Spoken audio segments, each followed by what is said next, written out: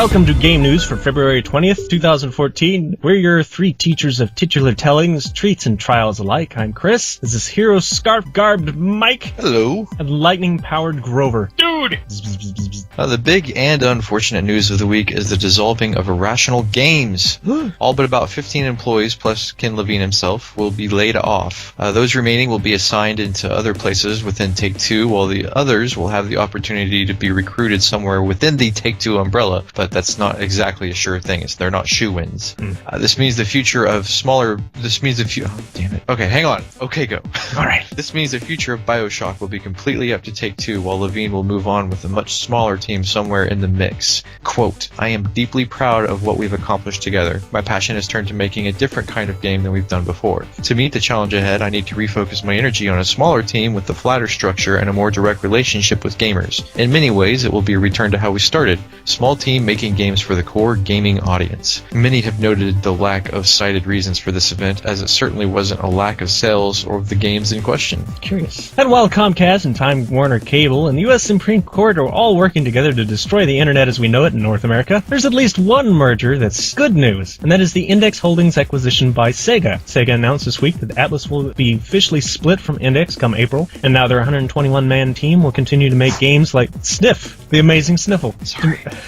To make games like the upcoming Persona 5, while Index's now 166-man team will be all about distribution, systems development, and advertisement. Also, the U.S. branch, Index Digital Media, will be getting its name changed to Atlas USA. Then there was Kickstarter getting hacked last week, where law enforcement told them they had been breached and the hackers got into consumer data like emails, addresses, phone numbers, and even encrypted passwords. Fantastic. Yay. Awesome. A bit bad they weren't even aware and had to be told by outside sources, and why they waited over 2 days before publicly stating what had happened. But they are taking great length to see that it never happens again. This is good. Still, they highly suggest all Kickstarter users change their passwords, as well as any accounts that we have to use the same password just in case. Everybody that gets hacked because they did something stupid, we're taking it very seriously.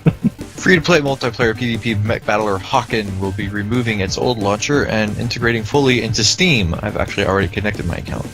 Players will need to delete and reinstall for this change from Steam, but worry not. It shouldn't interfere with any of your previous transactions or progress. Some other changes in this patch is that the mechs are no longer unlocked by ranks, and turning points are no longer given in level ups. Plant vs. Zombies 2 has proven to be a success, but with the downfall of, quote, lawnmower attacks, where you had to repurchase any lawnmowers that were used in the course of the game instead of them respawning automatically for the next level, EA, in its infinite spin wisdom, called the whole mess a small-scale test, and it's over now.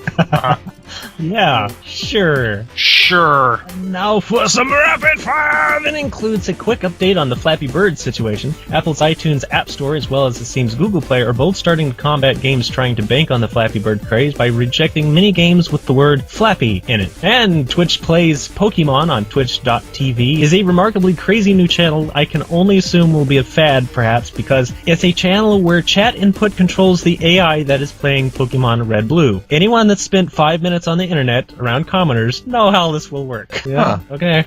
Oh, and Sega announced something almost equal parts tragic and awesome, at least for me. A fighting game called Blade Arcus, based on the Shining series of games like Shining Force. This decision was made at all because Shining fans usually react poorly to yet another spin-off of their favorite series, and for the fact Sega's already making a Sega plus anime crossover named Dengeki Bunko Fighting Climax, announced just this last holiday season. And lastly,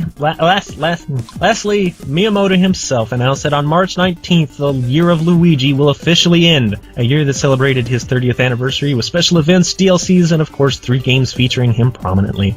And that was Game News for February 20th, 2014. The craziness keeps on coming. Dystopian futures continue to look more like a reality the more our governments and tech services turn into sci-fi cliches. But at least we'll continue. It will be illegal to turn off your television. Yeah, there you go. At least we'll have some cool video games to play, right?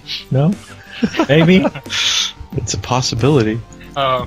You know where that's from, right? Actually, no. Max Headroom. Oh, shame on me. Shame on me. Bad Chris. Oh, we have a show to end, don't we? Who are you? Why are you in my room? Where's my pudding? So we'll see you all next week for some more game news. See you next time.